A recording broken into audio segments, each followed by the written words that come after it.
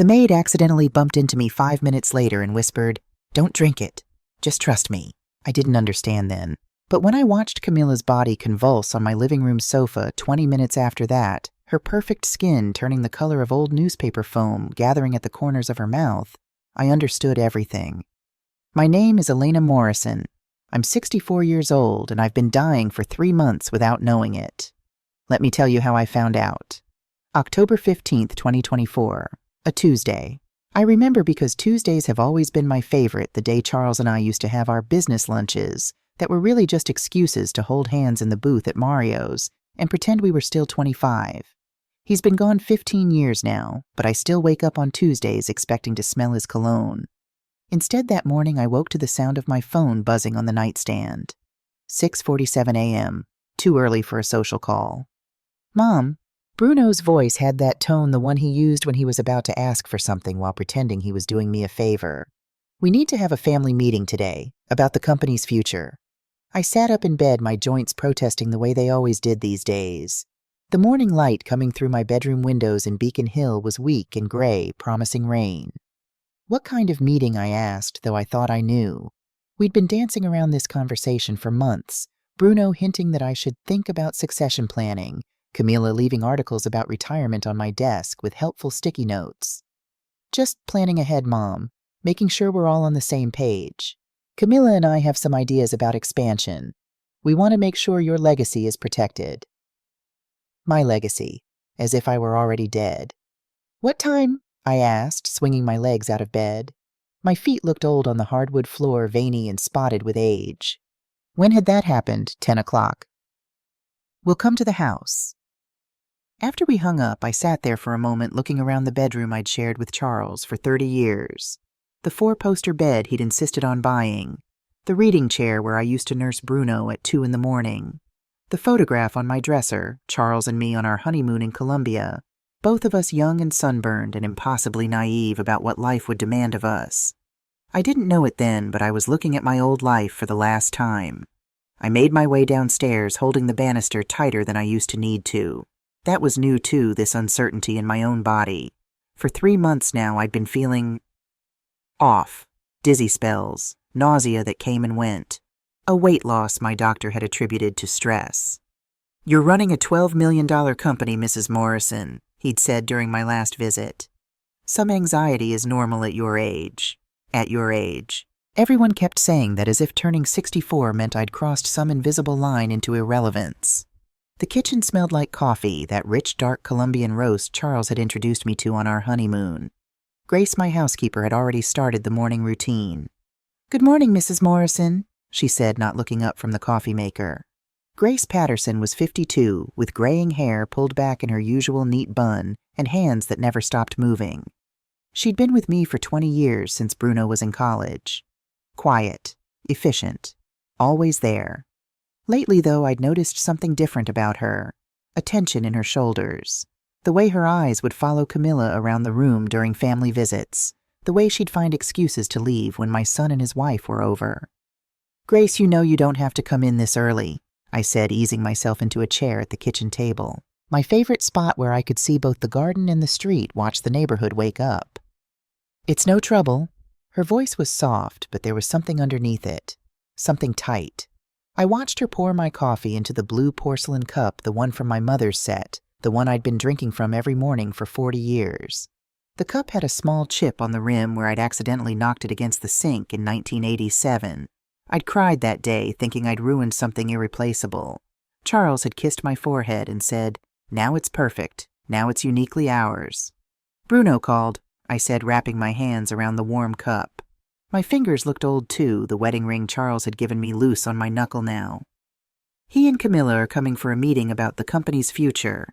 Grace's hands stilled on the coffee pot, just for a moment. Then she continued pouring her own cup. "I see," she said. "They want to talk about succession planning, about my legacy." I tried to keep my voice light, but something bitter crept in.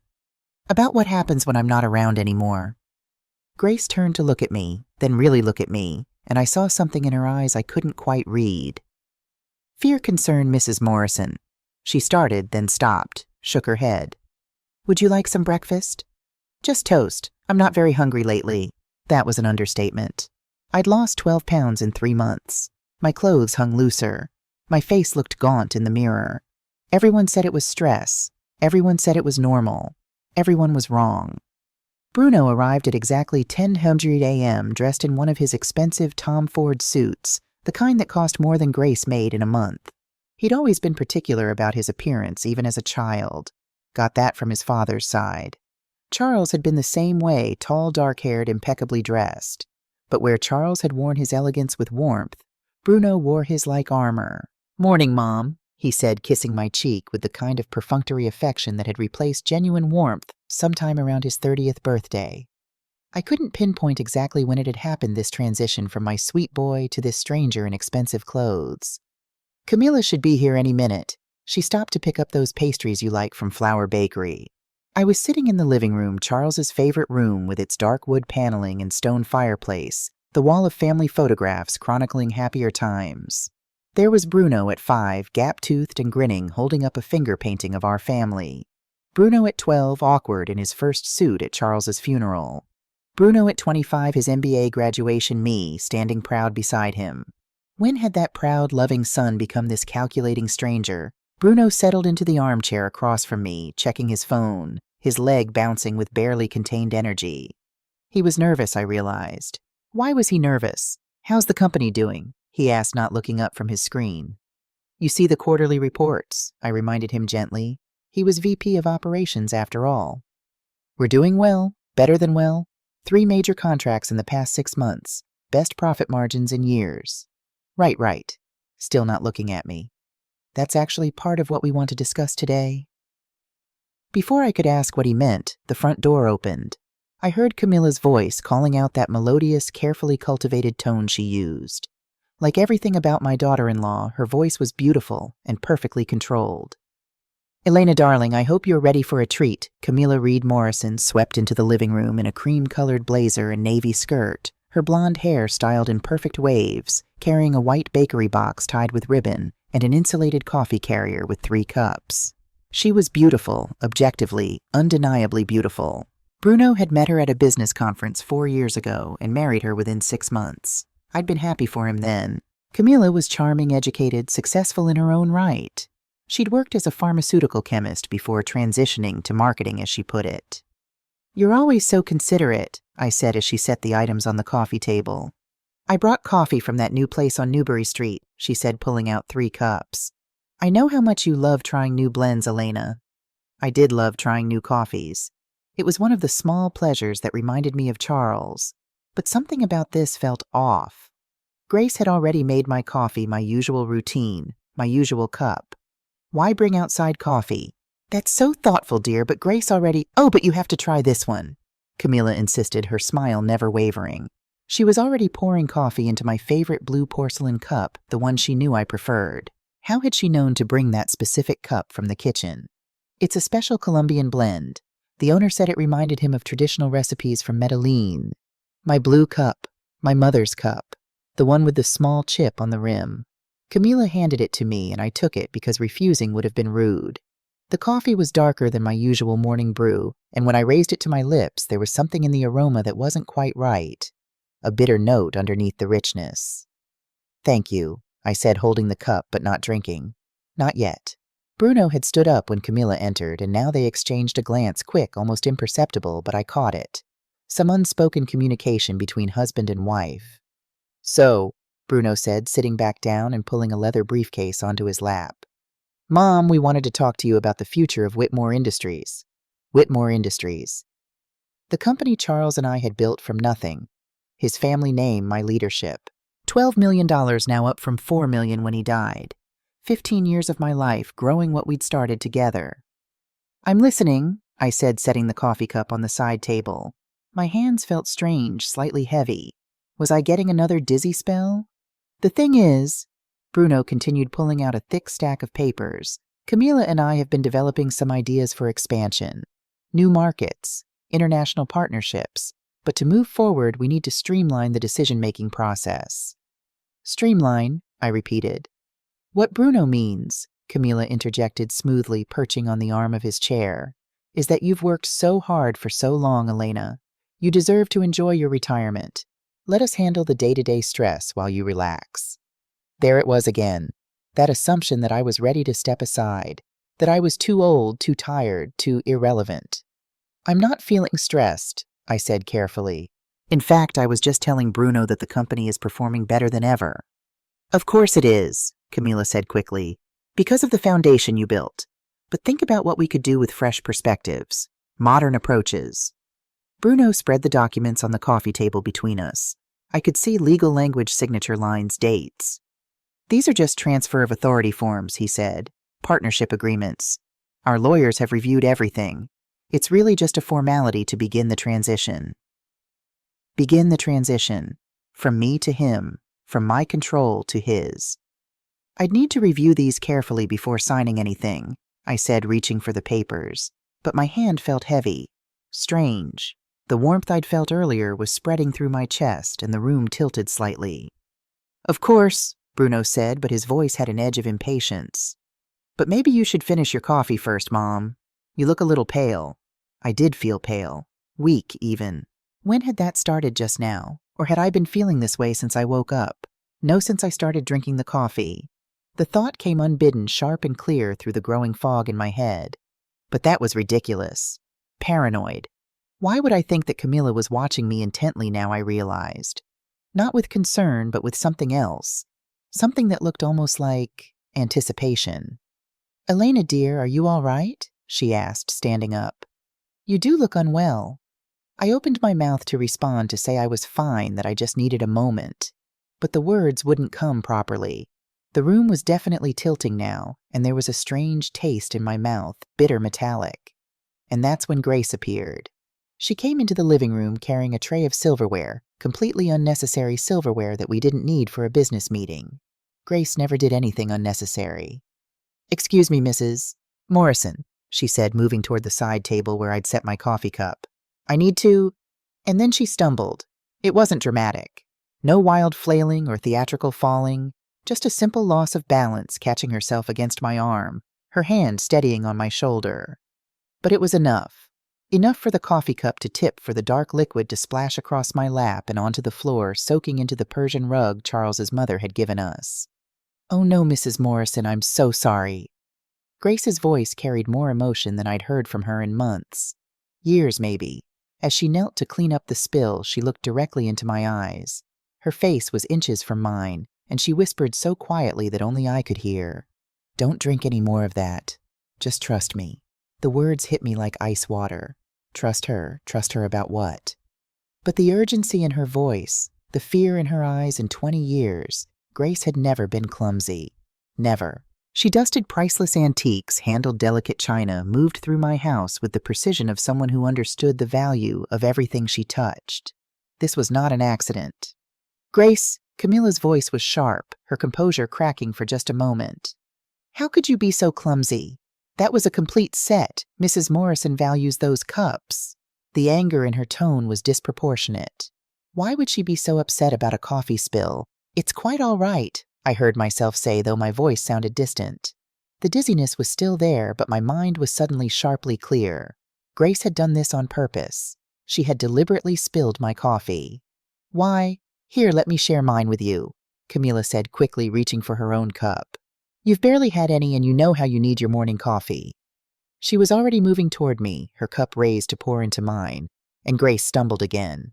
This time she bumped directly into Camilla's arm, and Camilla's coffee splashed everywhere across the legal documents Bruno had spread on the table, across Camilla's cream blazer onto the floor. Bruno exploded, jumping to his feet. "What the hell is wrong with you today?" He'd called her Rosa. Grace's real name was Grace Patterson. Rosa was a mistake, a slip. "I'm so sorry, Mr. Morrison," Grace stammered, but as she looked at me, I saw it again. Not panic, not embarrassment. Relief. She looked relieved. "This is unacceptable," Bruno continued, his face red. "You're fired, Grace. Clean up this mess and get out of my mother's house." "Bruno," I said sharply, finding my voice despite the lingering weakness. "You don't fire my staff." But I barely heard my own words because I was watching Camilla. She was staring at the coffee-stained documents, and her face had gone very still. When she looked up and caught me watching her, she forced a smile. Well, she said with a laugh that sounded wrong, this is quite a mess. Maybe we should postpone this meeting until we can get new copies of the documents. Actually, I said slowly, my mind racing, I'd like to see those papers now, coffee stains and all. In the chaos of the cleanup, I noticed something else. Something that made my blood run cold despite the strange warmth still spreading through my chest. Camilla's hand was shaking. This woman who was always perfectly controlled, always composed, was trembling as she stood there looking at the spilled coffee. And then she swayed. I feel... She started, one hand going to her forehead. I feel strange. Honey, Bruno moved to her side immediately. Are you okay? I think I need to sit down, Camilla said, but her voice was slurred, thick. Everything is spinning. She took 2 steps toward the sofa and her legs buckled. Bruno caught her, but barely. She was dead weight in his arms, her skin suddenly pale and damp with sweat. Camilla, he eased her onto the sofa, his voice rising with panic. Baby, what's wrong? What's happening? I watched from my chair, unable to move, unable to process what I was seeing. Camilla's breathing had become labored. Her eyes were rolling back. Her perfect skin was turning the color of old paper, and then her body went rigid. Call 911, Bruno screamed. Mom, call 911. But I couldn't move, because I understood now. I understood everything. The coffee Grace had spilled wasn't just coffee, it was poison. And Camilla, beautiful, charming, helpful Camilla, had just drunk the cup meant for me. Everything after that happened too fast and too slow at the same time. Bruno on the phone with 911, his voice high and panicked. My wife, she's having some kind of seizure. I don't know, she just collapsed. Grace standing perfectly still in the corner, watching with an expression I couldn't read. Not shock, not surprise, something that looked almost like satisfaction. And Camilla on my sofa convulsing, her body jerking in ways bodies shouldn't move, foam gathering at the corners of her mouth, her eyes unseeing. I'd seen death before I'd held Charles's hand as he slipped away. But this was different. This was violent, terrible, wrong. The paramedics arrived in 7 minutes that felt like 7 hours. They swarmed into my living room with equipment and urgent voices asking questions Bruno couldn't answer. What did she ingest? Does she have any medical conditions? Is she allergic to anything?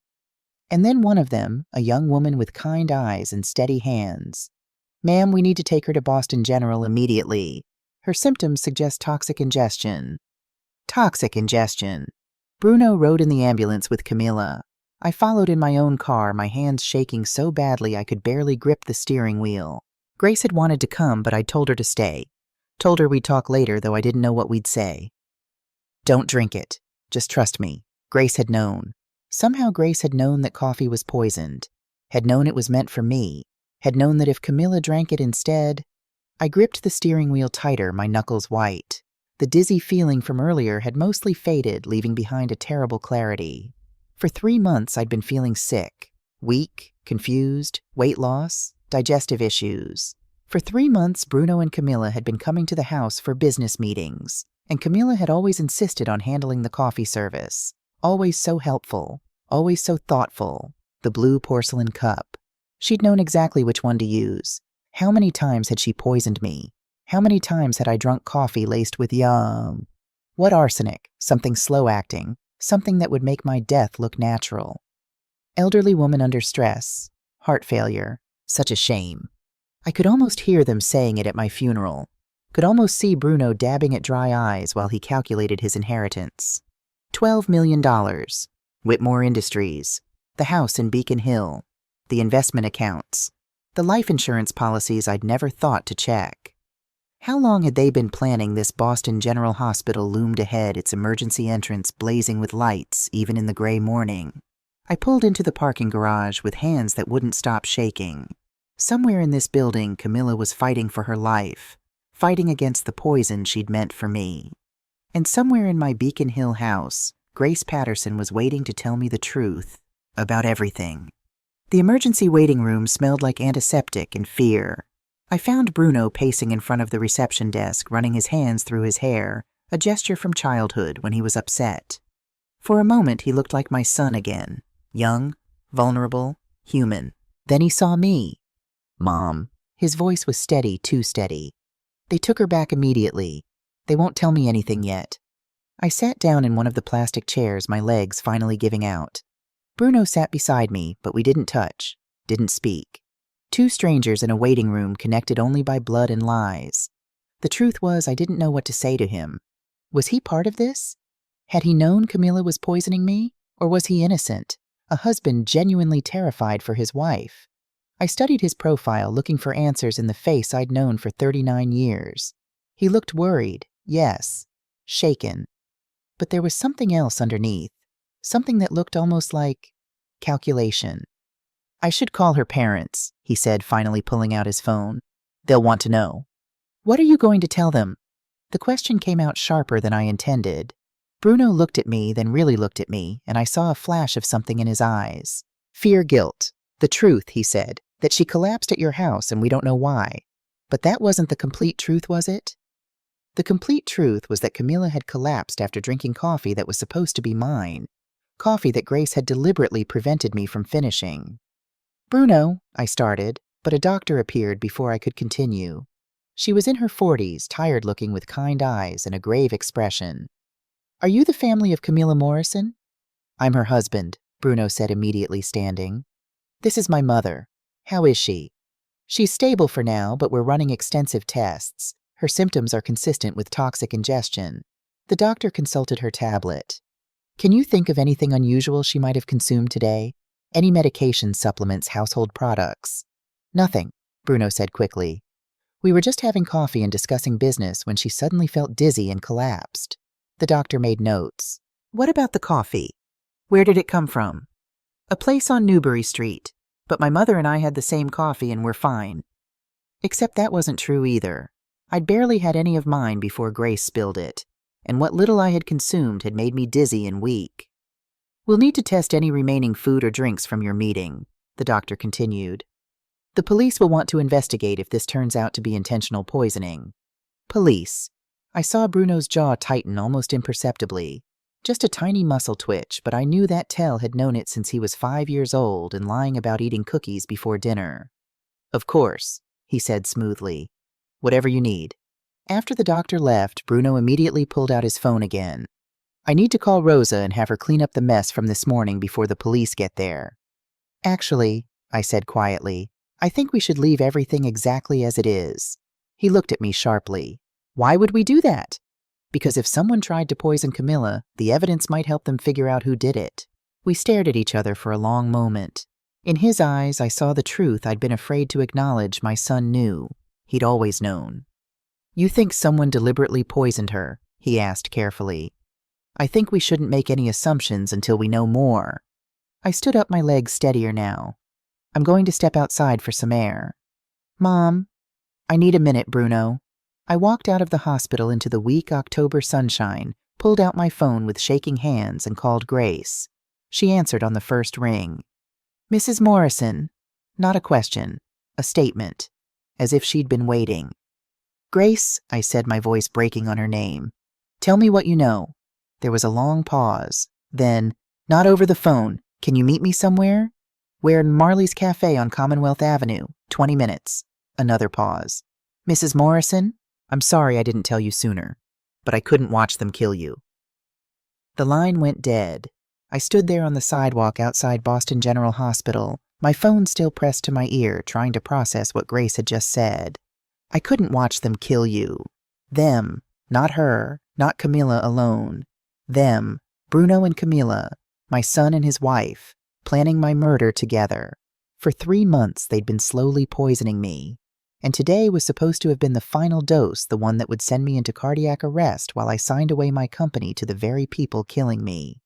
I thought about the legal documents on my coffee table, soaked now with poisoned coffee. Transfer of authority forms. Partnership agreements. My signature line waiting at the bottom. If Grace hadn't intervened, if she hadn't spilled that coffee, I would have signed those papers. And then within hours, I would have been dead. Natural causes. An elderly woman under stress. Heart failure. Bruno would have inherited everything. The company, the house, the investments. Everything Charles and I had built. And Camilla would have gotten away with murder. Again. Because I was suddenly certain this wasn't the first time. The pharmaceutical chemist who transitioned to marketing. The woman who knew exactly how to poison someone, slowly, carefully, methodically. How many before me? Had there been others? I looked back at the hospital entrance where my son was waiting inside. 39 years. I'd carried him, birthed him, raised him, loved him unconditionally for 39 years. When had he stopped being my son?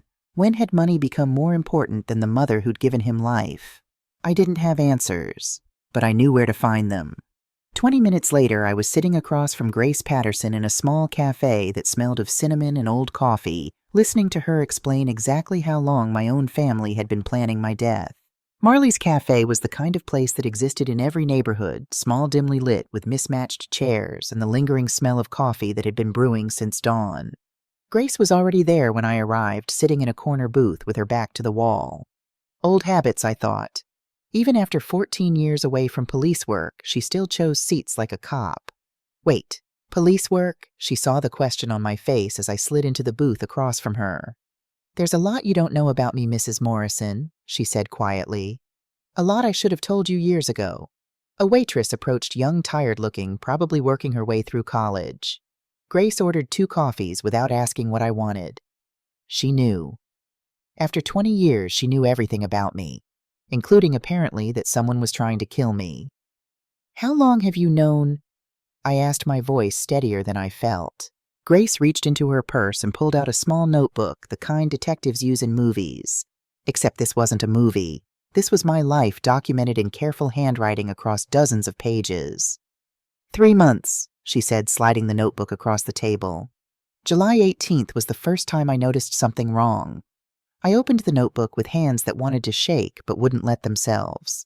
The first page was dated exactly as she'd said, July 18th, 2024. 9:15 a.m. Mrs. C arrived early. Unusual. Said she wanted to help with coffee service. Insisted Mrs. M needed to try new blend. Mrs. M complained of dizziness after morning meeting. Lasted 2 hours. Mrs. C, Camilla. Mrs. M, me. "I thought it was strange," Grace continued, "that Camilla would show up before a business meeting and take over the coffee service. You and I had our routine, 20 years of the same routine. But she was so insistent, and you seemed pleased that she was being thoughtful." I flipped through more pages. July 22nd, July 29th, August 3rd, August 10th. Entry after entry, each one documenting Camilla's arrival, her handling of my coffee, and my subsequent symptoms. August 15th, Mrs. C arrived at 8:30 a.m. I pretended to be busy in pantry, but watched through service window. She removed small vial from purse, approximately 3 milliliters clear liquid. Added 4 to 5 drops to Mrs. M's coffee. Stirred carefully. Returned vial to purse. Mrs. M had severe nausea and confusion after 10 a.m. meeting. Lasted rest of day. "You saw her poison me," I said, the words catching in my throat. "You saw her, and you didn't tell me." Grace's face, already lined with worry, seemed to age another 10 years. "I wanted to. God, Mrs. Morrison, I wanted to tell you every single day. But I was afraid." "Afraid of what?" "Afraid you wouldn't believe me. Afraid Bruno would convince you I was lying, trying to cause trouble. He'd already threatened to fire me twice for being too nosy. He said I was overstepping my bounds, that housekeepers should know their place." Her voice hardened on those last words. "And I was afraid of what would happen if I accused his wife of attempted murder without proof." "So you started gathering proof." "I started documenting everything." She pulled out her phone, swiped through to the Photos app, and turned it to face me. And photographing it. The images made my stomach turn. Camilla in my kitchen reaching into her designer handbag. Camilla standing over my favorite blue cup, something small and glass in her hand. Camilla stirring the coffee with an expression of cold concentration that I'd never seen on her face before. In every photo she'd sent me, Camilla had been smiling. Warm, loving. The perfect daughter-in-law. This woman in Grace's photographs was a stranger. 22 times, Grace said.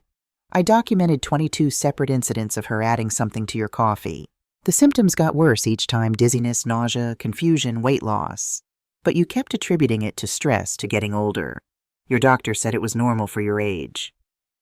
For your age. Those words again. The words that had made me dismiss my own failing health as inevitable decline, rather than what it actually was: slow-motion murder. This morning, I said, my throat tight. You saw her put more than usual in the coffee. Grace nodded. I saw her put in at least 15 drops, maybe 20. And I heard her on the phone with Bruno yesterday afternoon talking about how everything would be finished today. I knew in my gut that whatever she was planning, it was going to be worse than making you feel sick. The waitress returned with our coffee.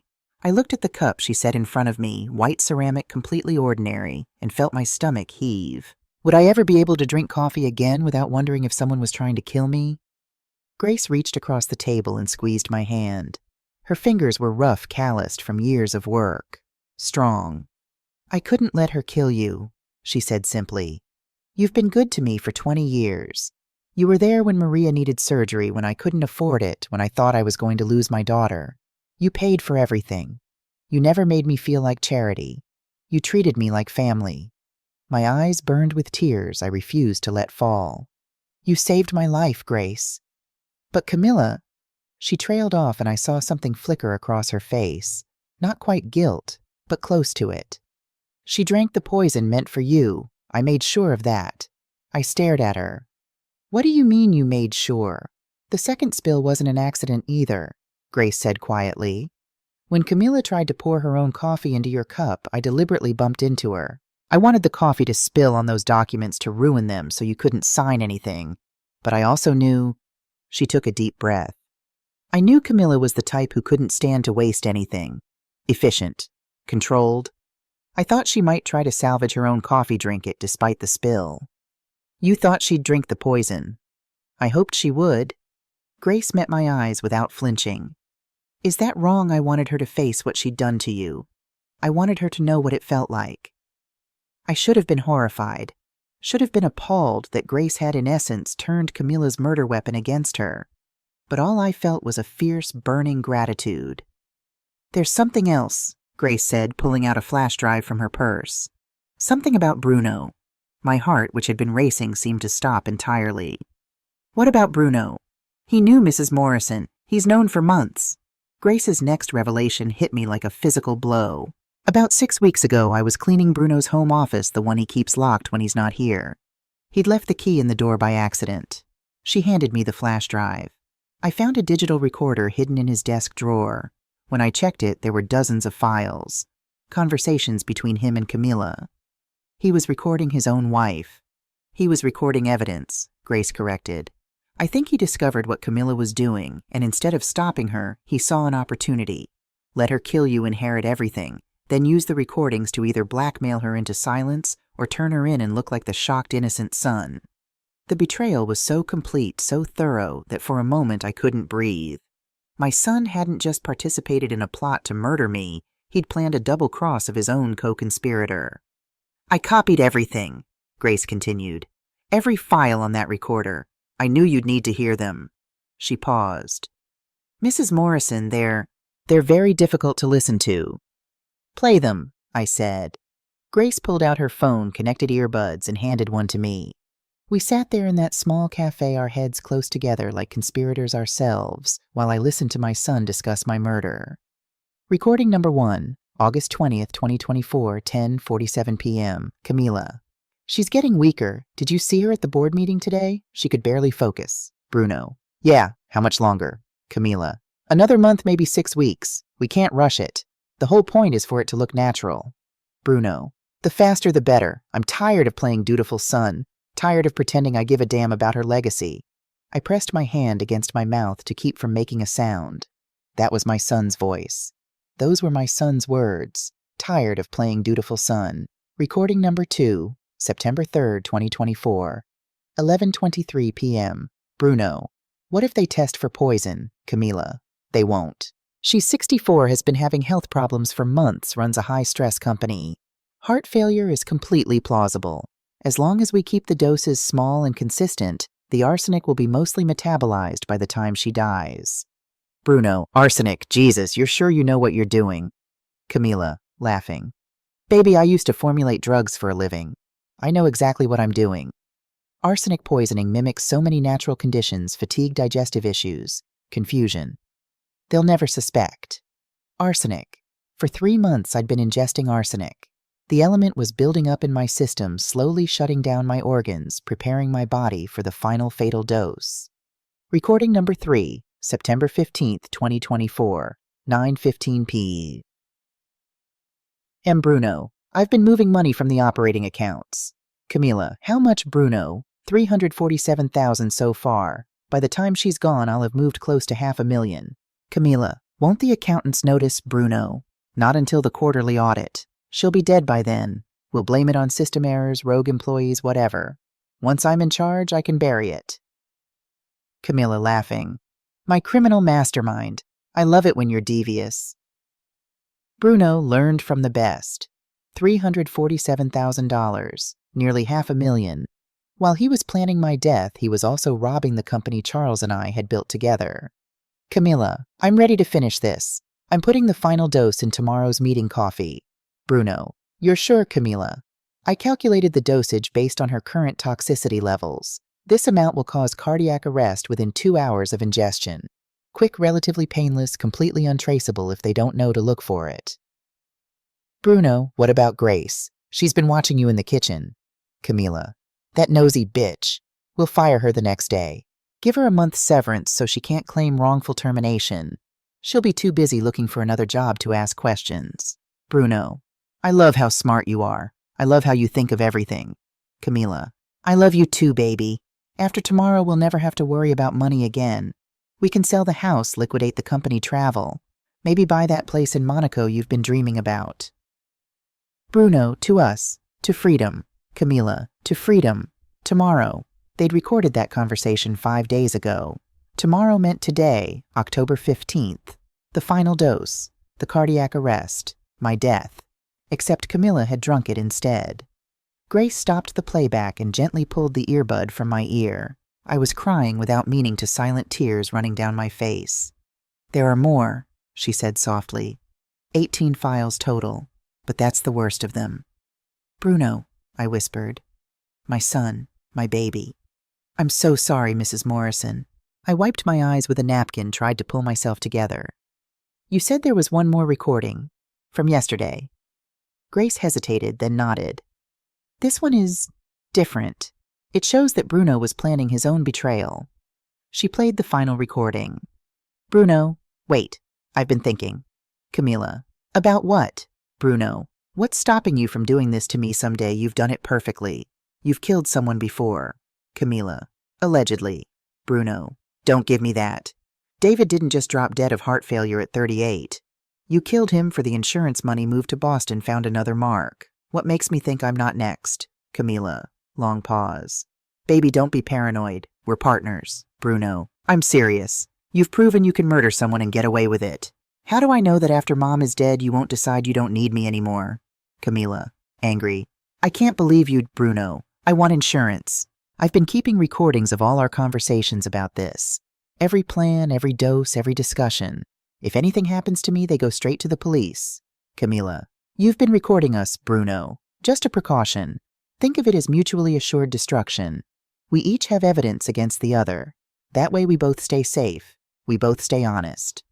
Camila coldly, you don't trust me. Bruno, I'm protecting both of us. You should be thanking me. The recording ended there. I sat back in the booth, my mind reeling. Bruno hadn't just been complicit in my murder, he'd been planning to betray Camila all along. Use her to kill me, then hold the murder evidence over her head to control her.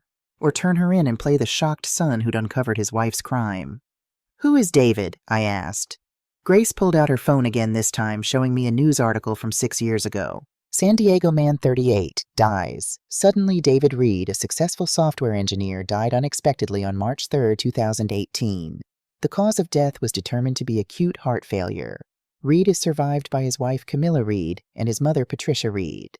There was a photo, a handsome man in his 30s smiling at the camera, and beside him, unmistakable despite the different hair color, was Camila. She killed him, I say, he said. The San Diego police suspected it, Grace confirmed.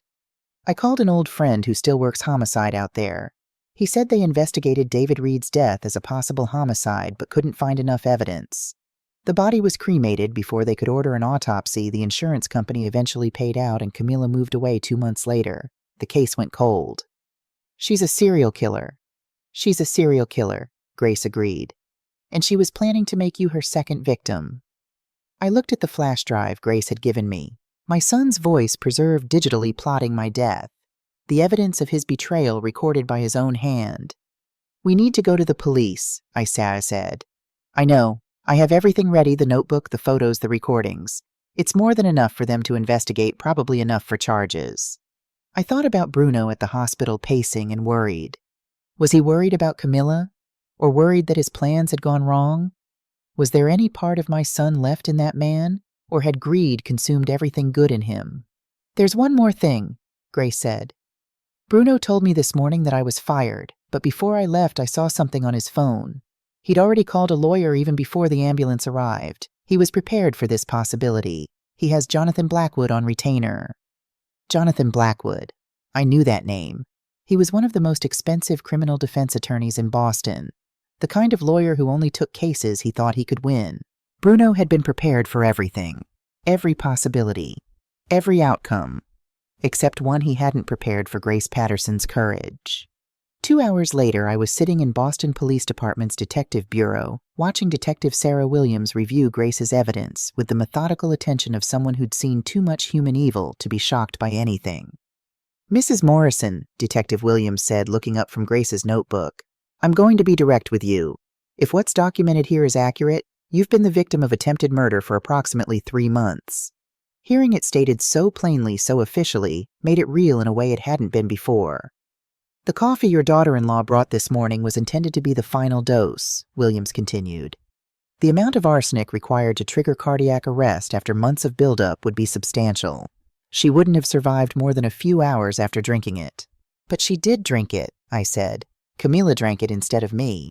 Because Grace Patterson prevented you from consuming it. Williams looked at Grace with an expression I couldn't quite read. Grace, do you understand that what you did deliberately causing Camilla to drink the poisoned coffee could potentially be considered assault or even attempted murder on your part? Grace lifted her chin, met the detective's eyes without flinching. I understand that I saved Mrs. Morrison's life. If that means I face charges, so be it. I'd do it again. Williams studied her for a long moment, then nodded slowly. For what it's worth, I think any jury in Boston would call it justifiable defense of another person. But that's not my call to make. She turned back to her computer. I'm getting a warrant to search your son's home and office, Mrs. Morrison. Based on these recordings, we have probable cause to believe he's been embezzling from your company and conspiring to commit murder. He's at the hospital, I said, with Camilla. I'll have officers there within the hour to secure the scene and prevent him from destroying evidence. Williams made notes on her computer. I also want to send officers to your home to preserve the coffee service and any other potential evidence from this morning. My home. Crime scene. The place where Charles and I had raised our son, where we'd celebrated birthdays and holidays, where I'd built a life I thought was safe and happy. There's something else, Williams said, pulling up a file on her screen. Grace mentioned that Bruno's recording referenced someone named David Reed. Camila's first husband, I confirmed. He died 6 years ago in San Diego, supposedly of heart failure, but the San Diego PD suspected foul play, Williams finished. I've already been in contact with the detective who worked that case. He's sending over their files. Mrs. Morrison, we believe Camilla Reed Morrison may be responsible for at least 2 attempted murders, David Reed and yourself. A serial killer. I was sitting in a police station learning that my daughter-in-law was a serial killer who had very nearly made me her second victim. What happens now? I asked. Now we build a case. We test the coffee from this morning for arsenic. We execute search warrants. We interview witnesses. We gather every piece of evidence we can find. Williams leaned forward, her expression serious. Mrs. Morrison, I need you to be prepared for what comes next. Your son is going to be arrested. Your daughter-in-law, if she survives, will also be arrested. This is going to become public. The media will be involved. Your company, your family, your private life, all of it will be scrutinized. I understand. Do you have somewhere safe to stay? Somewhere your son can't access? I hadn't thought that far ahead. The house was a crime scene. Bruno knew all my usual places, my friends, my habits. I can help with that, Grace said quietly. My daughter has a guest room. You'd be welcome there, Mrs. Morrison. No one would think to look for you at my place. But Williams shook her head. I'd recommend a hotel, somewhere with security. Mr. Morrison has already demonstrated that he's willing to go to extreme lengths for money. If he realizes that you're the one who brought evidence against him. She didn't need to finish that sentence. If Bruno was desperate enough to poison his own mother, what would he do to protect himself from prosecution? The Four Seasons, I said. Downtown. I'll check in under my maiden name. Williams nodded approvingly. Good. Do it today. Don't go home first. We need to preserve the scene anyway. Buy whatever you need. Use cash if possible, or a credit card your son doesn't have access to. This was my life now. Hiding in hotels. Using cash. Afraid of my own son. One more thing, Williams said, and her voice was gentler now. Mrs. Morrison, I want you to know that what's happening, what Bruno and Camilla did, it's not your fault. Parents always blame themselves when their children do terrible things, but this isn't on you. You raised a son. He made his own choices. I nodded, though I didn't believe it. Not yet. Maybe not ever. 4 hours later, Detective Williams called me at the Four Seasons with an update. We executed the search warrants, she said. Mrs. Morrison, what we found. It's extensive. Tell me.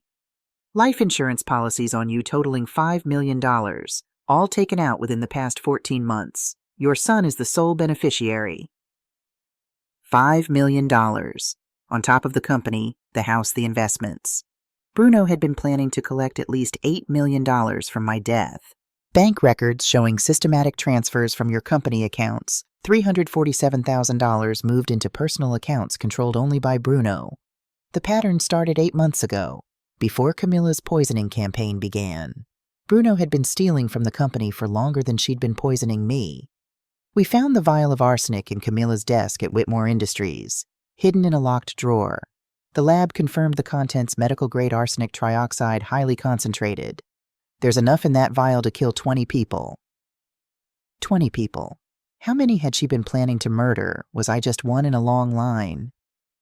We also found extensive computer files on Camilla's laptop, research on arsenic poisoning symptoms, dosages, detection methods, medical journals about mimicking natural deaths. And Mrs. Morrison, we found a timeline. What kind of timeline? A detailed medical chart tracking your health decline over the past 3 months. Your symptoms, their progression, the expected timeline for your death. It's written in Camilla's handwriting. Week 1 through week 12, ending with final dose cardiac event expected within 24-48 hours. She'd been tracking my death like a science experiment, documenting my decline, perfecting her murder method. There's more, Williams continued. We found a second search at your son's home office. There was a hidden safe in the floor. Inside were additional recordings, backups of the files Grace found, but also financial planning documents titled After Mom. Detailed breakdowns of how to liquidate your company assets, sell the real estate, move money offshore. He'd been planning this for at least a year. A year, while I'd been including him in business decisions, trusting him with company operations, planning to eventually hand everything over to him, he'd been planning my murder. Detective Williams, I said, my voice barely steady. When you searched his computer, did you find anything about David Reed? There was a pause. Why do you ask? Because in the recording, Bruno mentioned that Camilla had killed before, that David Reed didn't just die of heart failure. We found extensive files, Williams said carefully. News articles about David Reed's death, his obituary, his life insurance information. Camilla collected $2 million. And we found something else. Research notes about other wealthy older men, their financial situations, their health histories, names, ages, net worth. She was hunting, I whispered. We believe so. After David Reed, she may have been looking for her next target when she met Bruno at that business conference. A wealthy family, a company worth millions, a 64-year-old widow who would eventually leave everything to her only son. Bruno wasn't her target. I was. We think she targeted you both. Use Bruno to gain access to you, to learn your routines, to get close, then poison you while he stole from the company. They'd split the proceeds. Your death would make them wealthy. His embezzlement would make them even wealthier. It was a partnership. Until Bruno started recording her. Until he started recording her, Williams agreed. Smart move on his part, actually. Insurance against being betrayed by a known killer. Except he underestimated one thing. What? Grace Patterson's loyalty. And yours, Mrs. Morrison. Your courage. I almost laughed. Courage. I didn't feel courageous. I felt shattered, betrayed, hollowed out. "We're arresting your son tonight," Williams said. "At the hospital. Camilla is still under guard. If she survives, she'll be formally charged with attempted murder conspiracy, and we're working with San Diego to potentially reopen David Reed's case as a homicide. But Mrs. Morrison, I need to prepare you. Your son is going to fight these charges. He's hired Jonathan Blackwood, one of the best defense attorneys in the state." "I know." "Blackwood is going to argue that Bruno was manipulated by Camilla, that he was another victim of her psychological control. He'll try to paint your son as someone who was coerced into going along with her plan. But the recordings will be presented as evidence that Bruno was trying to gather proof against Camilla, not as evidence of his own guilt. Blackwood is very good at creating reasonable doubt, so he might get away with it." "Not if you testify," Williams said. "Your testimony about your relationship with Bruno, about the business meetings, about your declining health, it's crucial. You're the victim, Mrs. Morrison. Your voice matters." My voice. For 3 months I'd been losing my voice literally, my strength failing, my words becoming less steady. And all along my son had been the one silencing me. "I'll testify," I said. "I'll tell them everything." "Good. We'll need that. But Mrs. Morrison, one more thing. I know this is incredibly difficult, but I want you to understand something.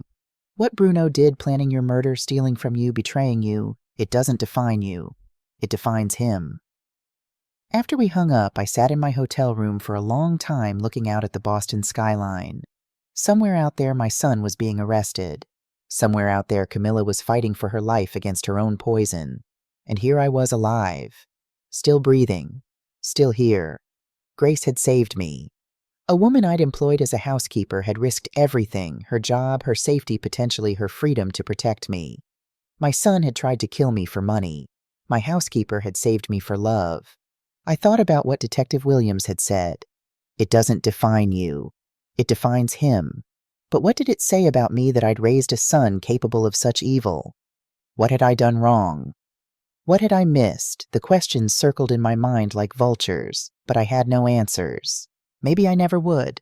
My phone buzzed. A text from Grace. "How are you holding up?" I typed back. "Alive. Thanks to you." Her response came immediately. "That's all that matters." I set down the phone and looked at my reflection in the hotel room mirror. I looked old, tired, sick because I was sick, poisoned, dying slowly for 3 months. But I was still here.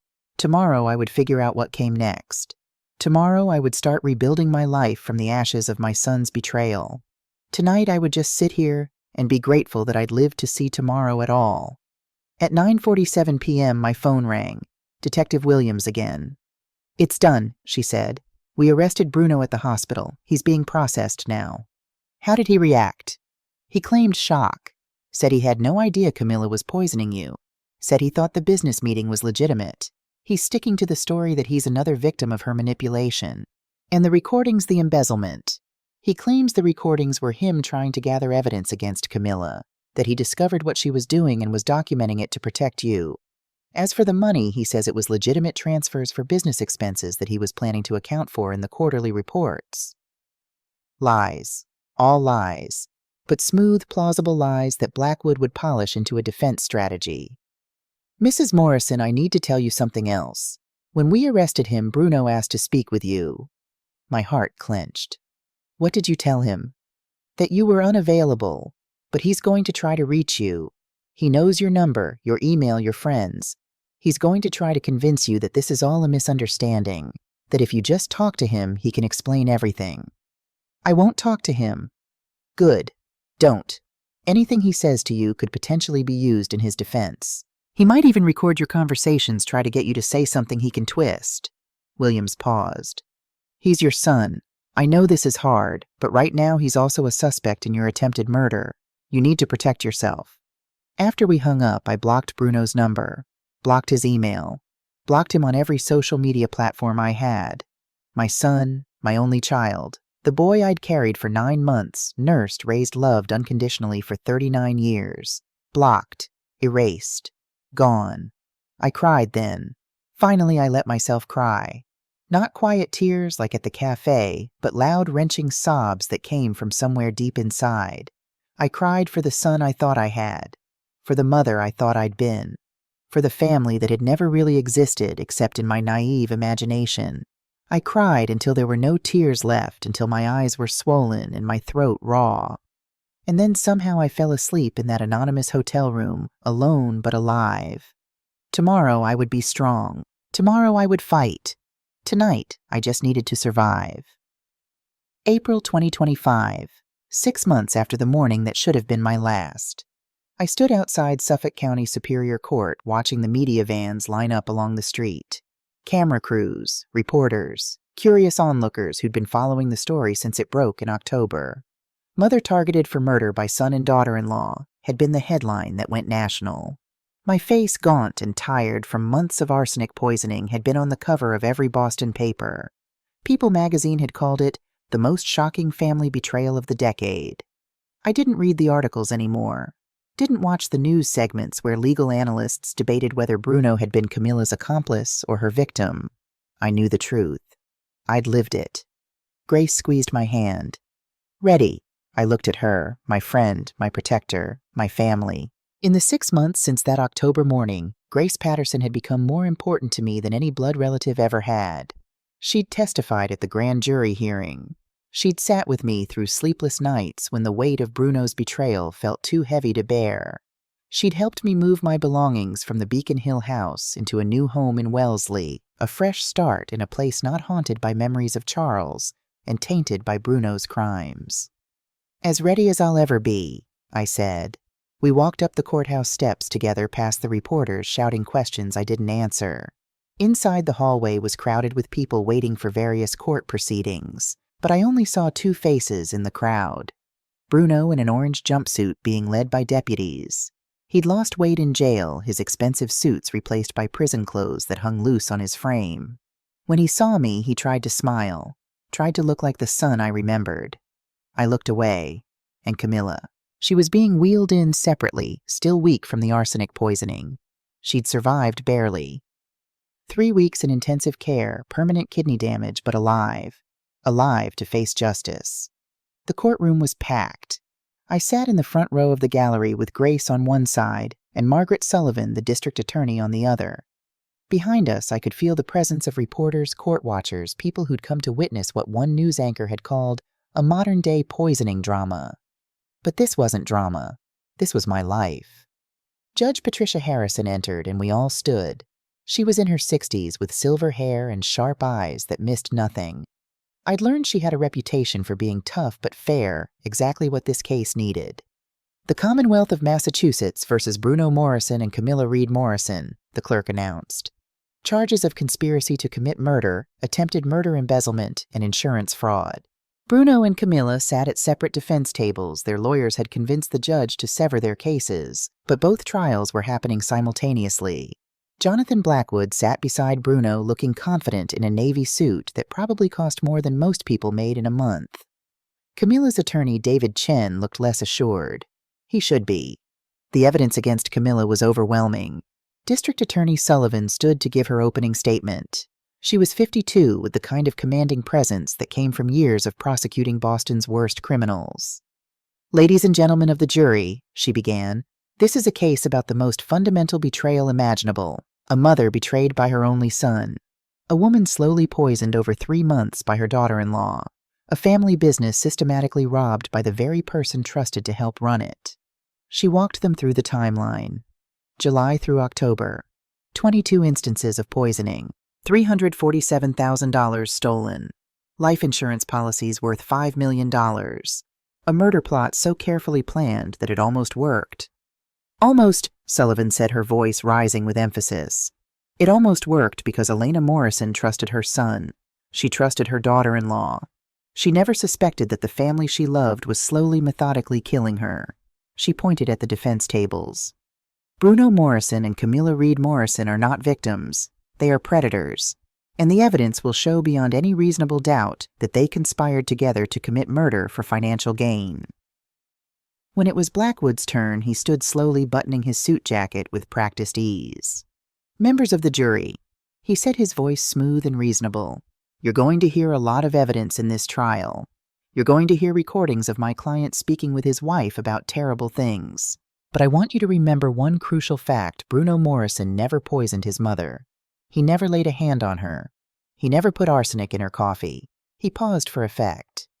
What Bruno Morrison did was fall in love with the wrong woman, a woman with a history of murder, a woman who had already killed once and gotten away with it, a woman who manipulated and controlled him, who threatened him, who made him believe he had no choice but to go along with her plan. I felt rage building in my chest.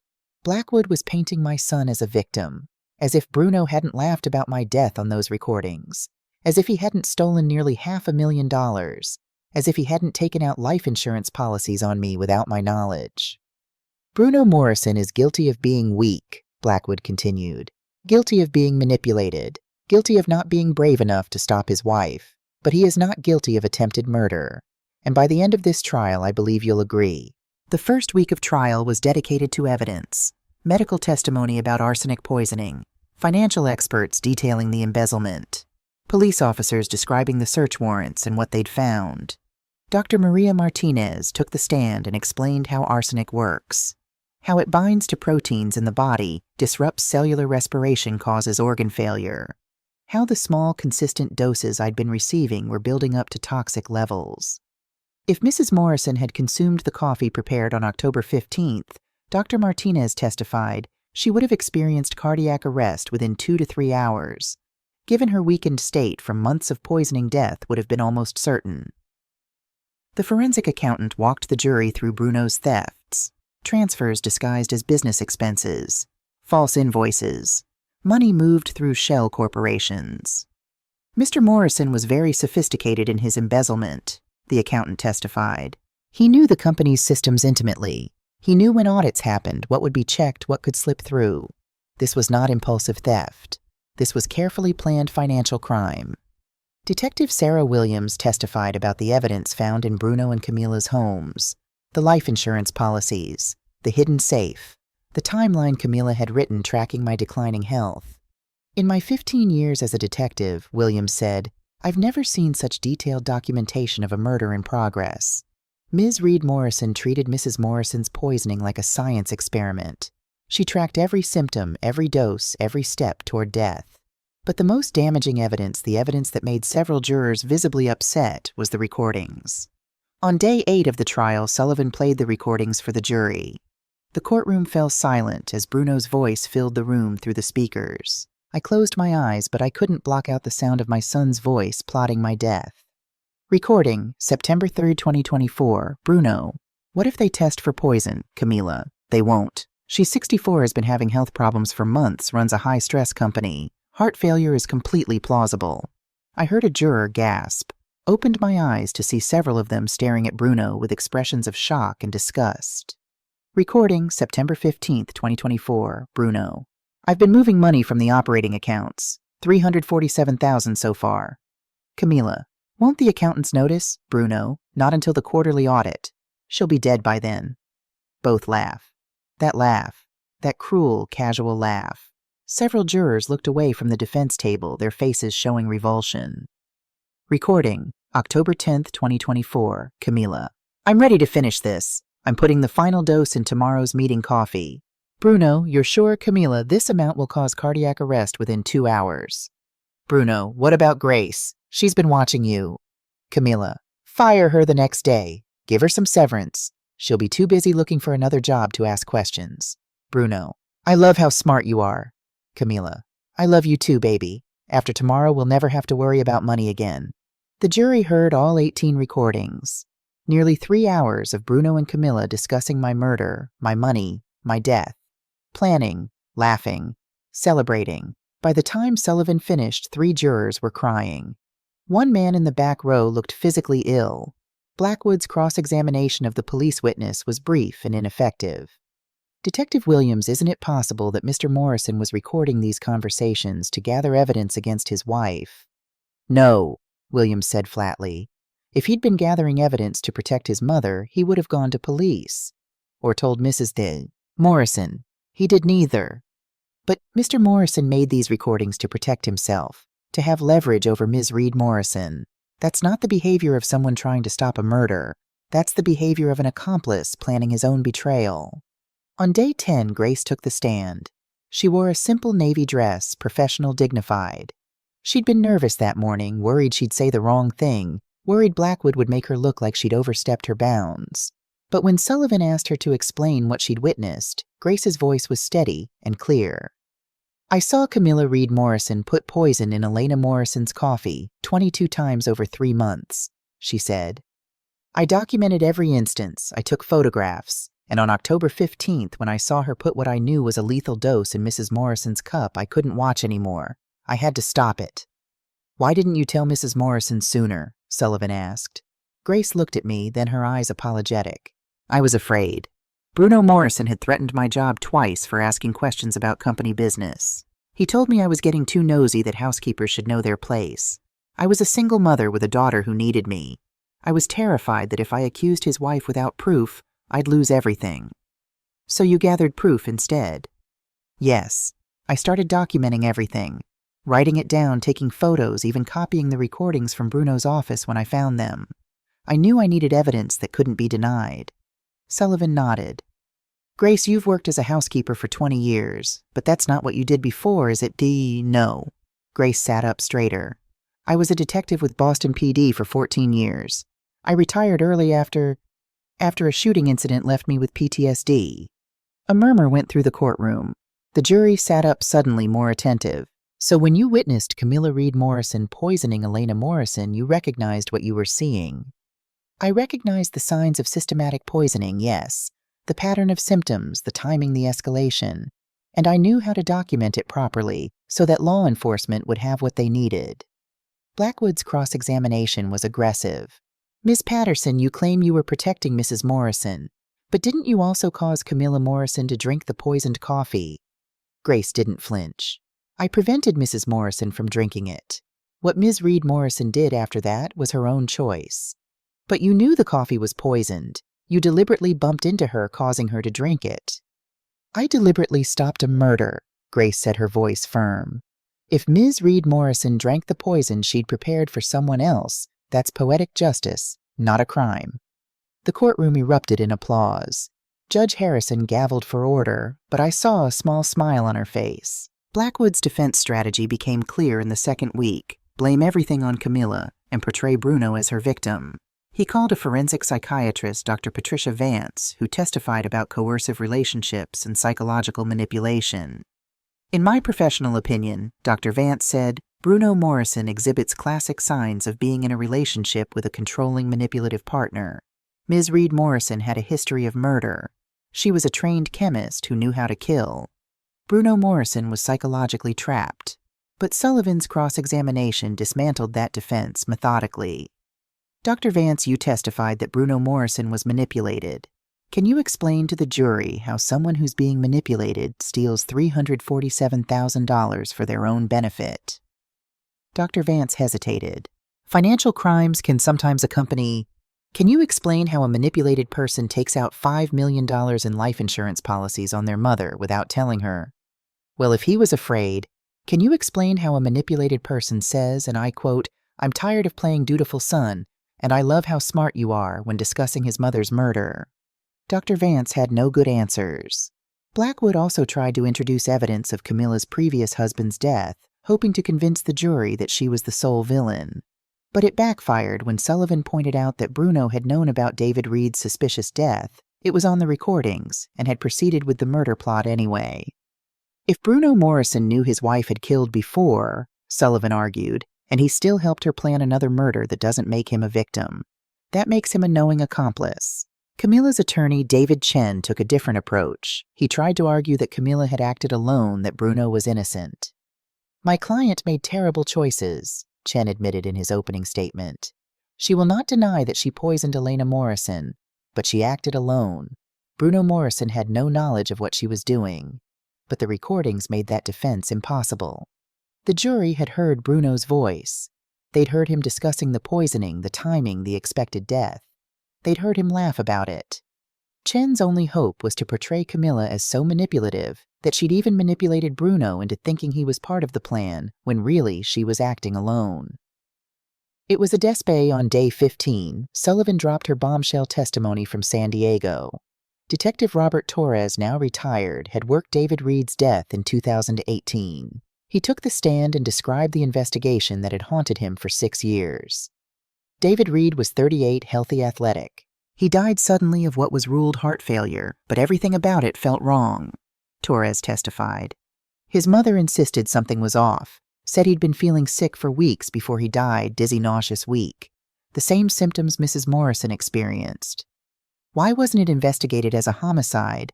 It was initially, but Camilla Reed had the body cremated within 48 hours before we could get a court order for an autopsy. The insurance company investigated and eventually paid out. Without a body, without physical evidence, the case went cold. Sullivan introduced hospital records from David Reed's final weeks. The symptoms matched mine exactly: fatigue, digestive issues, confusion, weight loss. After David Reed's death, Camilla Reed collected $2 million in life insurance and moved to Boston within 2 months, Sullivan said. She changed her last name back to Reed, attended a business conference, and met Bruno Morrison 6 months later. Within a year, she'd married into another wealthy family. Within 18 months, she'd started poisoning another victim. The pattern was undeniable. Camilla Reed Morrison was a serial killer who used arsenic and life insurance policies to fund. On day 17, Judge Harrison asked if I wanted to make a victim impact statement before the jury deliberated. I'd been preparing for this moment for weeks. I'd written and rewritten what I wanted to say. But when I stood at the podium looking out at the crowded courtroom, all my prepared words disappeared. I looked at Bruno instead. Really looked at him for the first time since his arrest. He was crying, tears streaming down his face, his shoulders shaking. Was it remorse or fear of what was coming? I didn't know. I wasn't sure I cared anymore. My name is Elena Morrison. I began, my voice steady despite my shaking hands. Bruno is my only child. For 39 years, I believed that meant something. I believed that no matter what happened in the world, we would always have each other. I believed that the love between a mother and son was unbreakable. I paused, looking at the jury, 12 faces watching me with sympathy and attention. I was wrong. The courtroom was absolutely silent. For 3 months, Bruno and Camilla slowly poisoned me while I trusted them completely. Every time I felt sick, every time I felt dizzy or weak or confused, they told me it was stress. They told me it was age. They convinced me that my own body was betraying me when really they were. My voice cracked, but I kept going. They stole from my business the company my late husband and I built from nothing. The company I'd spent 15 years growing, protecting, nurturing. $347,000 taken piece by piece while I trusted Bruno to help me run things. They took out life insurance policies on me. $5 million. I didn't know those policies existed until the police found them. My son bet $5 million that I would die, and he was planning to collect. I looked at Bruno again. He couldn't meet my eyes. But the worst part wasn't the physical poisoning. It wasn't the money. It wasn't even the life insurance policies. The worst part was the emotional poisoning. Now my voice did break, and tears spilled down my cheeks. Every kind word was a lie. Every expression of concern was manipulation. Every moment of apparent affection was designed to keep me vulnerable while they planned my death. They laughed about my suffering. I heard them on those recordings laughing while discussing my murder, celebrating the money they'd inherit, planning vacations they'd take after I was dead. Several jurors were crying now, too.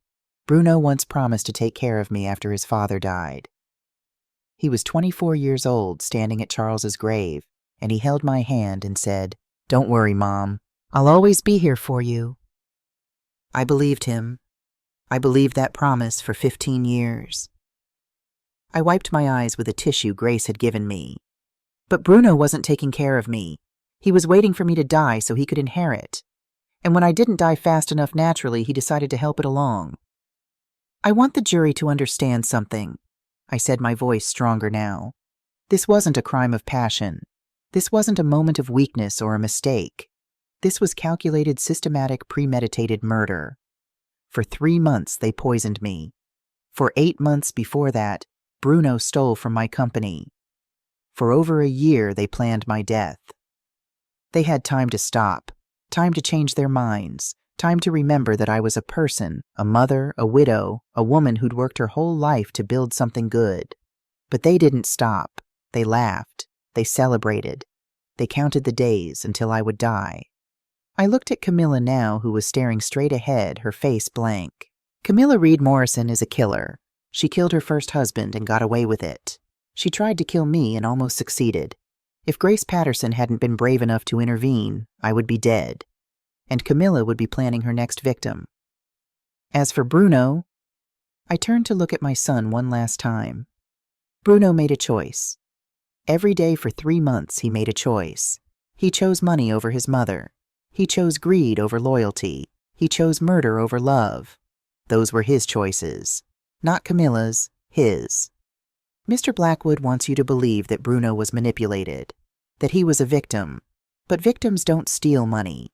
Victims don't take out secret life insurance policies.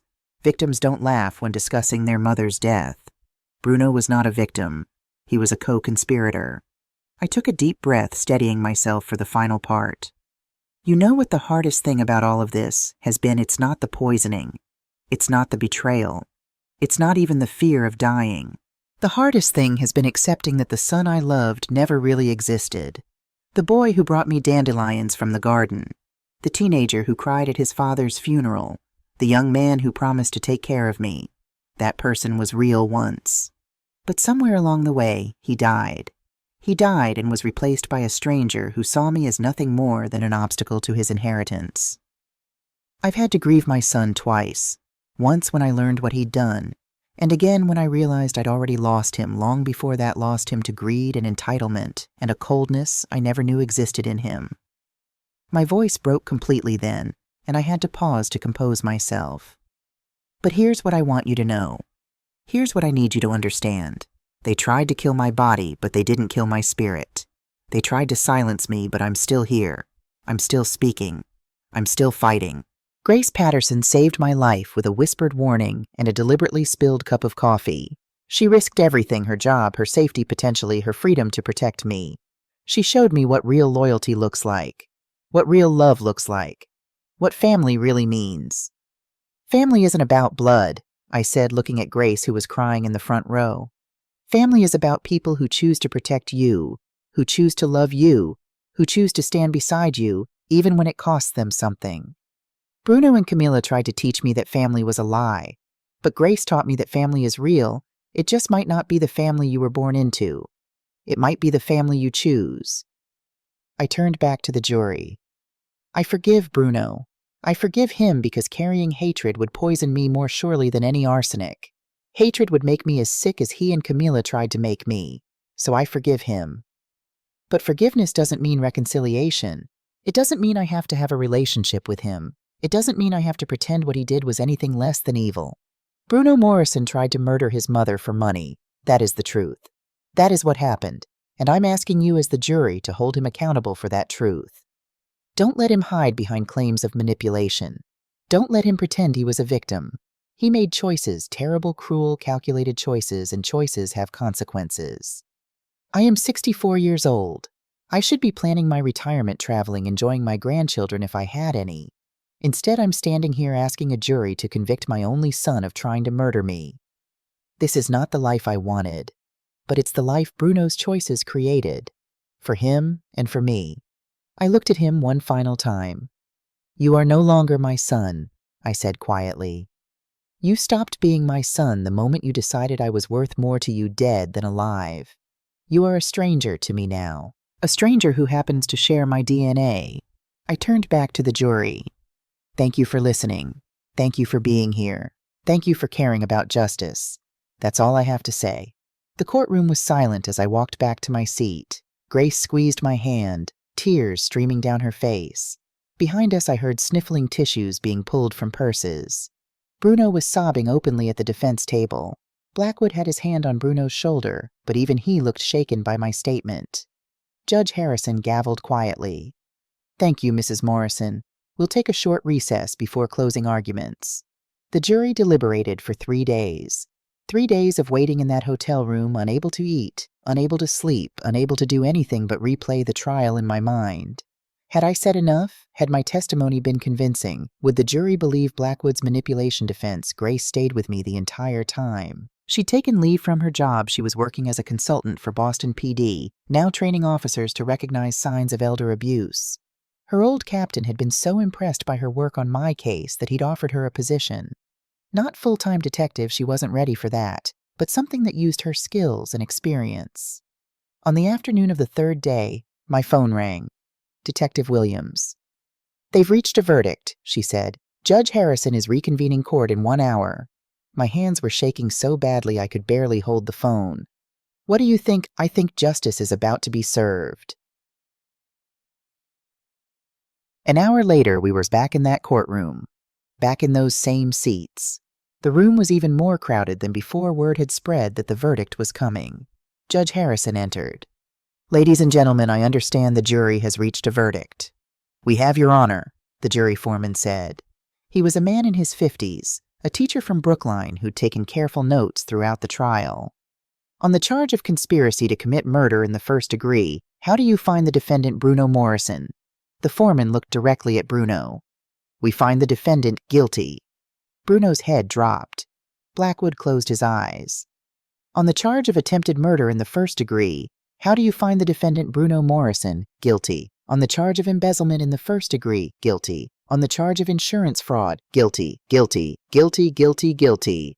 4 times the word echoed through the courtroom. 4 times Bruno Morrison was found guilty of crimes against his own mother.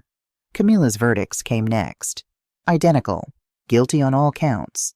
Plus an additional charge, Judge Harrison had allowed the prosecution to add a count of murder in the first degree for David Reed's death based on the new evidence. "We find the defendant Camilla Reed Morrison guilty of murder in the first degree." Camilla showed no reaction, just stared straight ahead, her face blank, as if none of this affected her at all. But I saw a tiny muscle twitch in her jaw. She'd lost. Finally, after killing David Reed and nearly killing me, she'd been caught. 1 week later, we were back for sentencing. Judge Harrison looked tired but resolute as she addressed the court. "I have presided over criminal cases for 23 years, she began. "I have seen terrible things, violence, abuse, cruelty. But this case has been particularly difficult because it involves the most fundamental betrayal, a child betraying a parent." She looked at Bruno. "Mr. Morrison, you have been found guilty by a jury of your peers of conspiring to murder your mother, of attempting to carry out that murder, of stealing from her business, and of committing fraud. The evidence against you was overwhelming. Your own voice on recordings, you made yourself plotting her death. Your attorney argued that you were manipulated by your wife, but the jury didn't believe that, and neither do I. You made conscious choices every single day for months. You had countless opportunities to stop to confess to protect your mother. You chose not to. You chose money over family. You chose greed over love. You chose murder over mercy." Judge Harrison's voice hardened. "The law is clear about premeditated murder for financial gain. Based on the severity of your crimes, the lengthy premeditation, and the complete lack of remorse you showed until you were caught, I sentence you to life in prison without the possibility of parole." Life without parole. Bruno would die in prison. I felt nothing. No satisfaction. No grief. Just a hollow emptiness where love for my son used to be. "Ms. Reed Morrison," Judge Harrison continued, turning to Camilla, "you are a serial killer. You murdered your first husband and got away with it for 6 years. You attempted to murder Mrs. Morrison and very nearly succeeded. Your attorney argued that you acted alone, but the evidence clearly shows you and Mr. Morrison were partners in this crime. You are a danger to society. You are calculating, intelligent, and completely without conscience. I have no doubt that if you were released, you would kill again. For the murder of David Reed, I sentence you to life in prison without the possibility of parole. For the attempted murder of Elena Morrison, I sentence you to an additional life sentence to run consecutively. You will never be free again." 2 consecutive life sentences. Camilla would die in prison too.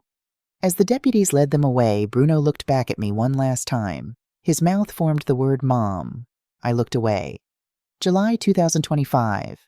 I stood in front of a newly renovated building in downtown Boston, looking up at the sign, "The Morrison Foundation for Elder Protection." It had taken 3 months to establish. 3 months of paperwork, hiring staff, setting up programs. 3 months of turning my pain into purpose. Grace stood beside me, along with Margaret Sullivan, who'd agreed to serve on our board of directors. Detective Sarah Williams was there too. She'd taken a position as our Director of Law Enforcement Liaison. "Ready?" Grace asked. I nodded. "Let's open the doors." The Morrison Foundation wasn't just a memorial to what Bruno and Camilla had tried to do to me. It was a promise that other elderly victims would have somewhere to turn, someone to believe them, resources to protect themselves.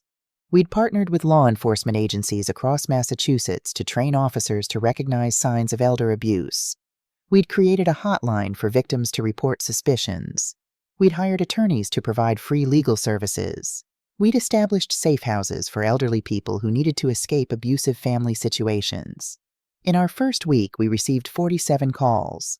47 people who suspected they were being abused, stolen from, or manipulated by family members.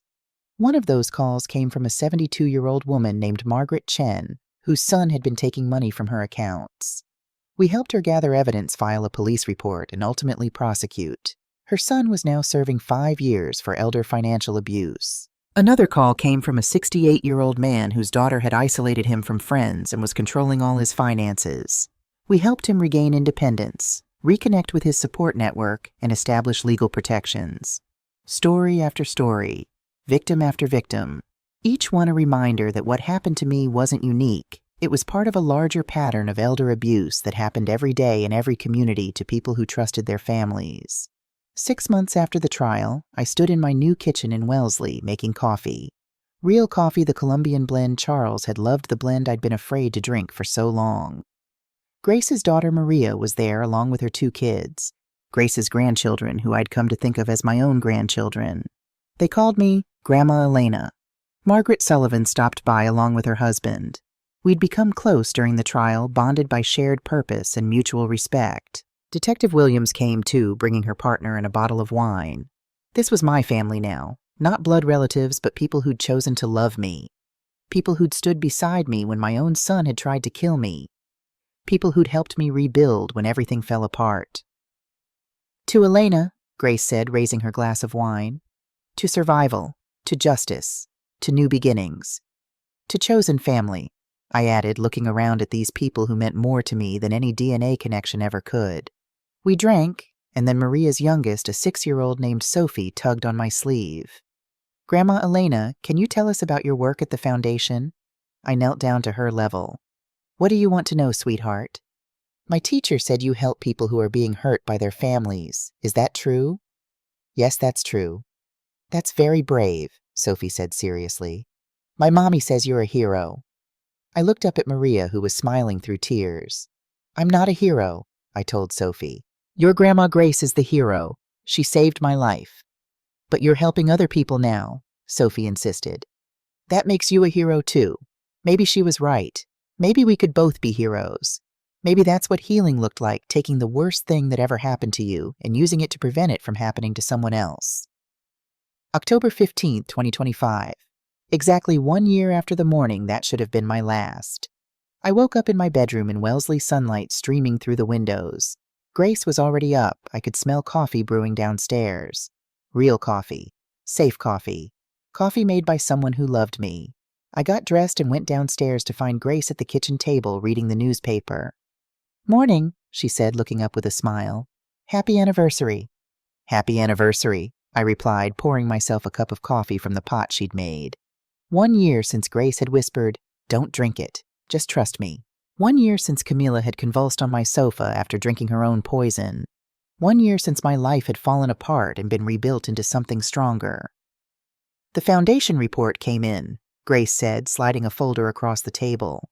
"You'll want to see this." I opened it and read the statistics. 412 cases investigated. 89 prosecutions initiated.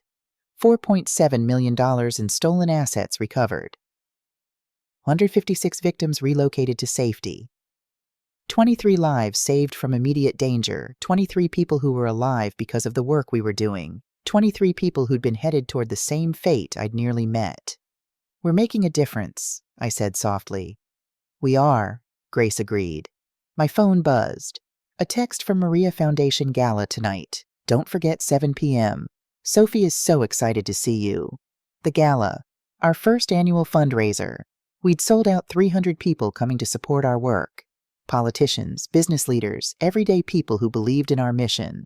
And I would be giving a speech, telling my story not for sympathy, but to show what was possible, to show that you could survive the worst betrayal and still build something good. "You ready for tonight?" Grace asked. I thought about that question. Was I ready to stand in front of 300 people and talk about how my son tried to murder me? Was I ready to be public about the worst thing that ever happened to me? Yes, because if my story could help one person recognize the signs of abuse, could encourage one person to speak up, could save one life, then it was worth telling. "I'm ready," I said. That evening I stood at a podium in a beautiful ballroom at the Four Seasons, the same hotel where I'd hidden after Bruno's arrest. But I wasn't hiding anymore. 300 people watched as I told my story. Not all of it, I'd never share the most painful details publicly, but enough. Enough to help people understand what elder abuse looks like, how it happens, why victims don't speak up, how to recognize the signs in your own family or community. "I'm standing here today because one woman was brave enough to act," I said, looking at Grace in the front row. Grace Patterson saw what was happening and refused to look away. She gathered evidence, she documented crimes, and when the moment came, she risked everything to save my life. The ballroom erupted in applause. Grace wiped tears from her eyes. "But this isn't just my story," I continued. "This is the story of hundreds of thousands of elderly people across this country who are being abused, exploited, or neglected by the people who are supposed to love them. It's the story of parents who trust their children only to discover those children are stealing from them. It's the story of grandparents who are isolated, manipulated, and controlled. The Morrison Foundation exists because I survived, because I had grace, because I had resources and education and the ability to fight back. But so many elderly people don't have those advantages. They're alone, they're vulnerable, they have no one to turn to. That's why we're here. That's why this work matters. Because every elderly person deserves to feel safe. Every parent deserves to trust their children. Every grandparent deserves to age with dignity and respect." I paused, looking out at all those faces. 1 year ago, I was dying, slowly, painfully, without knowing why. I was being poisoned by people I loved, people I trusted. I felt weak and confused and helpless. Today, I'm standing here healthy and strong, leading an organization that has helped over 400 families. Today, I have a chosen family that loves me truly. Today, I have purpose and hope and a future I'm excited about. If you're listening to this and you're in an abusive situation, whether from family or anyone else, please know this: you are not alone. You are not helpless. You are not trapped. There are people who will believe you, who will help you, who will fight beside you. Call us. Call the police. Call a friend. But please don't stay silent. Don't wait. Don't assume it will get better on its own. Because here's what I learned: love shouldn't hurt. Family shouldn't steal. Trust shouldn't be weaponized. And when those things happen, it's not your fault. You didn't fail. They did. You deserve better. We all do. The applause was deafening. People stood, some crying, some cheering. I saw Maria holding Sophie, both of them beaming. I saw Margaret Sullivan wiping her eyes. I saw Detective Williams giving me a thumbs up. And I saw Grace standing and applauding harder than anyone, her face glowing with pride. After the speeches, after the dinner, after the last guest had left, Grace and I stood in the empty ballroom. "You did good tonight," she said. "We did good," I corrected. "None of this happens without you," Grace smiled. "I just spilled some coffee. You saved my life, twice. Once by spilling that coffee, and once by showing me what real family looks like." We hugged, and for a moment I thought about all the paths that had led us here. Charles dying too young, Bruno becoming someone I didn't recognize, Camilla and her poison, Grace's courage. All of it, the good and the bad, had brought me to this moment, to this work, to this new family, to this new life. "Come on," Grace said, linking her arm through mine. "Let's go home." Home. Not the house in Beacon Hill where I'd been poisoned, not the past I'd lost, but the home we'd built together in Wellesley. The home filled with love and safety and truth. We walked out of the Four Seasons together into the cool October night. 1 year ago, I'd checked into this hotel afraid and alone, hiding from my own son. Tonight, I walked out strong and surrounded by family. Not the family I was born into, but the family I'd chosen. and the family who'd chosen me. And every morning when I drink my coffee safe unpoisoned, made by hands that love me, I remember what Grace taught me. Family is not about blood. It's about who shows up, who stays, who fights for you when you can't fight for yourself. That's family. That's love. That's what survives when everything else falls away.